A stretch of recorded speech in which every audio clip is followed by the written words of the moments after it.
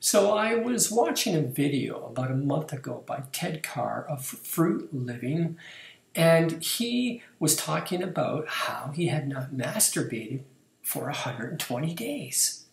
And not only that, he hadn't even ejaculated. And I found that rather remarkable. How could a healthy 25-year-old man not ejaculate in 120 days? I mean, you would think long before that, probably within the first week, that he would have had a spontaneous ejaculation in the form of a wet erotic dream. But no, apparently, according to his story, he has not ejaculated in 120 days. How can that be possible?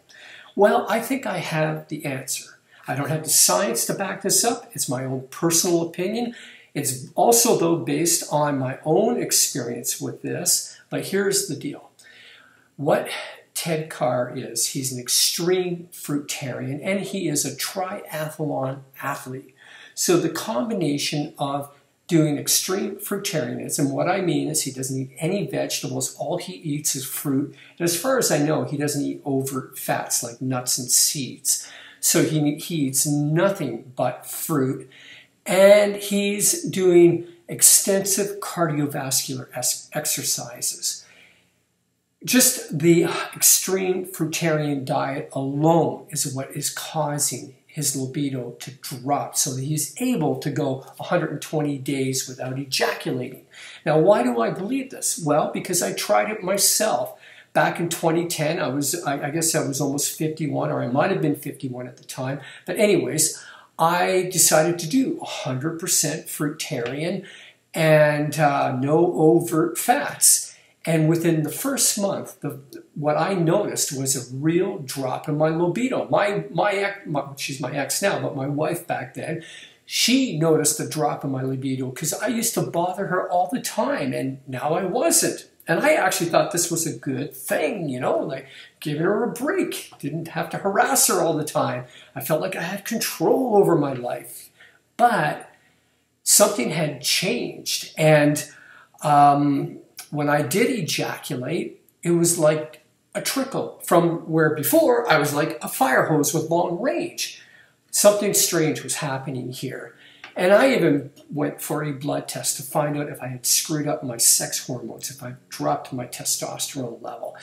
And the test showed that for a man my age, in his 50s, that my testosterone levels were normal. But I'm convinced that, because I don't know what my testosterone levels were before, I'm convinced they were much higher, just based on how sexually driven I was.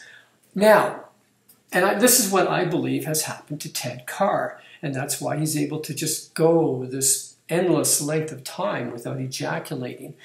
You know, Ted Carr, I like the guy. You know, he's a very inspirational person. He's inspired me on many different levels, but in this area, I think he's just totally out to lunch.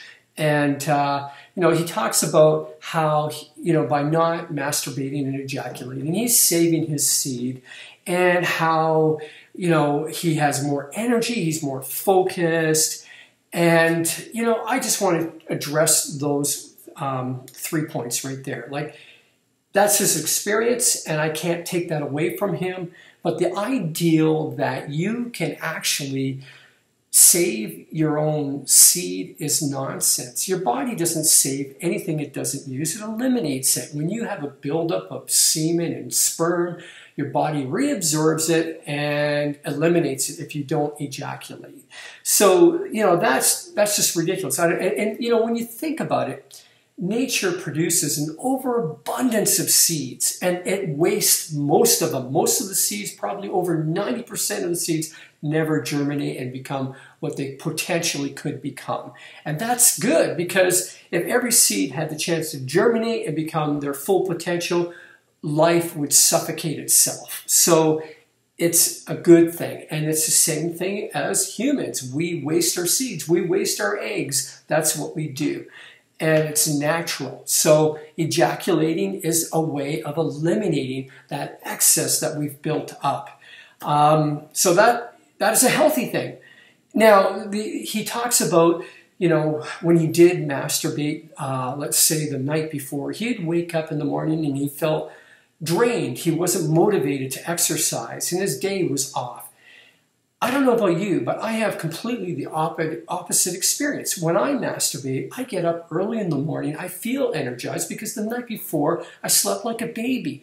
And the next day I'm energized, I go out for a run, I do what I gotta do, I'm focused, I feel wonderful. Now, where I think you don't feel wonderful by masturbating is when it's accompanied with shame and guilt. Or when you believe, like Ted Carr, that somehow you're just, when every time you're masturbating, you're expending some level of life vitality that could probably even shorten your life if you keep on doing it. And I think there's that mindset there that you're depleting this limited resource of life vitality. And these are just myths. Masturbation's good. Why on earth would you want to not masturbate? Think about it. It feels amazing. It's the most amazing sensation you can enjoy, the orgasm. I mean, there's nothing that compares to it. There's no drug out there that can even come close to it. And the beauty of it is you can do it. You can have a wonderful orgasm without a partner. You don't need a partner. You can have a wonderful orgasm and there's no bad side effects. In fact, it's all good. Everything about it is good. And so why wouldn't you want to do it? I mean, enjoy yourself, pleasure yourself. It's okay. Do it. And you are going to do it anyways. We all do it. You know it. I mean, you can try the Ted Carr thing. Go for it. I can tell you right now that most everybody out there will fail. Yeah, you will. I know you say, oh, no, I can do this. You know, yeah, right. Go ahead. Do it. You know, but if you do the Ted Carr fruitarian diet, then you might stand a chance of succeeding because that, I believe, is where he's able to do this. He's dropped his libido, and you know, I guess that would mean his testosterone levels are down. But the only way to know it, he would have to go get a blood test and see where things are. So, yeah, masturbate. It's good. I mean, on another level, it's a way of getting to know yourself sexually, becoming comfortable with yourself sexually. Like, you know, we talk about accepting ourselves emotionally and intellectually. We talk about accepting how we look and all that stuff.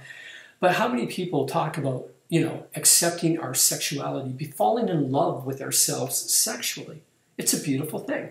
And so, you know, although I encourage you to masturbate because it feels friggin' great, I would, for men, this is more of a problem for men, I would discourage you from masturbating in front of pornography, simply because it takes away, you will not, in that regard, it can become a real addiction, the pornography side of it, and you're not going to get in touch with your own sexuality that way. It will get distorted. And when you do meet that special somebody, you may not even be able to perform because it just won't be able to compete with the overstimulation that you get from pornography.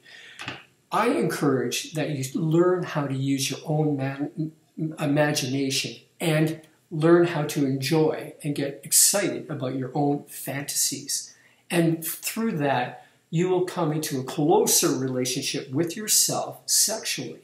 You'll learn to accept yourself sexually, be comfortable with your own sexuality. I know this sounds kind of corny, but it works.